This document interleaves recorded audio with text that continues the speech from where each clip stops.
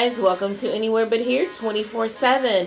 I am your host, Tanya Fly Girl T.W. Watson, and this is your 7-part series that I'll be presenting to you over a 7-week period of how to plan the most amazing vacation. So when we think about vacation, guys, there are 195 countries in the 7 continents, 5 oceans. There are tons of places for you to go, so I know it can be intimidating, but I want to take the worry and stress away from you and help you with your plan. I am going to give you a minute to grab paper and pen, and I'll rock out to the Chainsmokers, Don't Let Me Down, and then we'll come back and we'll get started with step 1.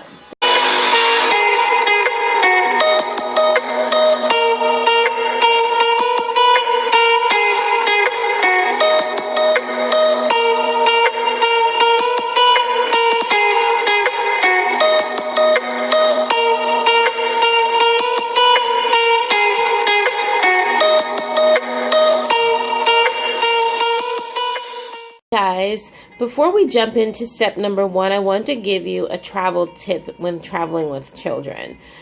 Quite often when you have families, especially young families, you want to begin creating those vacation memories as soon as possible.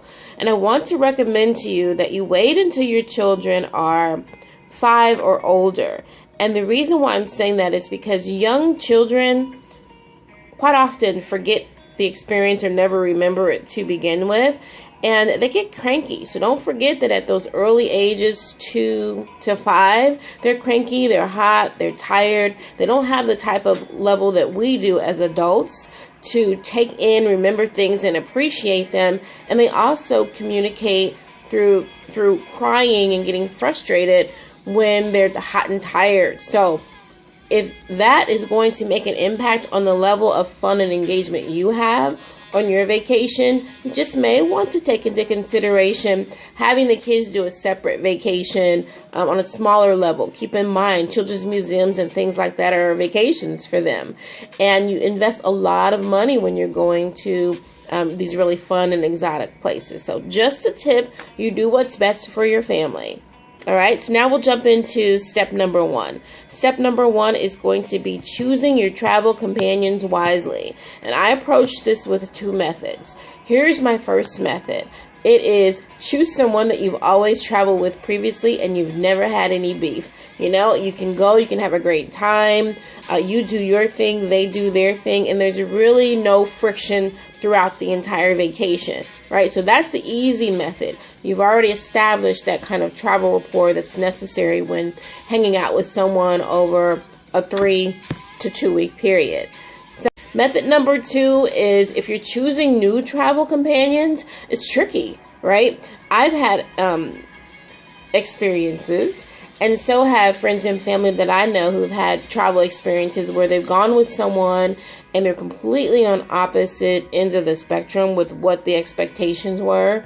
And you don't have a good time. Or if you have a good time, you don't have the best time that you could have for the money that you're spending. So my recommendation for the second method is to just have an open dialogue with your potential travel companions. Talk about what you plan on doing on this vacation and allow them to express what they plan to do on the vacation. And then you come to a meeting of the minds so that when you book this vacation, everybody is on the same page, in the same book, to know what those expectations are when you travel. So just to recap, step number 1, choose your travel companions wisely. Method number 1, go with what you know. Go with who you know. Method number 2, have a sincere, open dialogue about your expectations for the vacation. Got it? Let's move on to step 2. So we're going to move on to step number 2 now. And step number 2 is not really that lengthy for me to go over with you, but it is critical in the type of vacation that you plan on having. So my step number 2 is to ask yourself, what is the purpose of this vacation?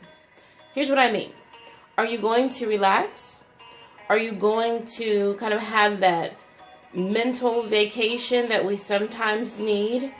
Are you celebrating a special occasion like a wedding anniversary, a birthday, a milestone at work, graduation? So the reason why that is so important for you to identify is so that when you come home, you can feel like you've not just had a great time, but feel like you've accomplished the reason for you to go. So, I repeat, step number 2 is deciding what is the purpose of this vacation. I promise you, if you include this, you will enhance the level of fun and excitement or relaxation that you wanted to have when you were planning the vacation. So come back after this break and we will move on to step number 3, guys. Thanks. So we're going to move on to step number 2 now. And step number 2 is not really that lengthy for me to go over with you, but it is critical in the type of vacation that you plan on having. So my step number 2 is to ask yourself, what is the purpose of this vacation? Here's what I mean. Are you going to relax? Are you going to kind of have that mental vacation that we sometimes need? Are you celebrating a special occasion like a wedding anniversary, a birthday, a milestone at work, graduation? So the reason why that is so important for you to identify is so that when you come home, you can feel like you've not just had a great time, but feel like you've accomplished the reason for you to go. So I repeat, step number 2 is deciding what is the purpose of this vacation. I promise you, if you include this, you will enhance the level of fun and excitement or relaxation that you wanted to have when you were planning the vacation. So come back after this break and we will move on to step number 3, guys. Thanks. 3. Now, I'd be lying if I didn't tell you this is one of my most favorite steps out of the 24 steps that I'll be going over with you, but I'll admit it can be kind of intimidating. Step number 3 is deciding where you want to go.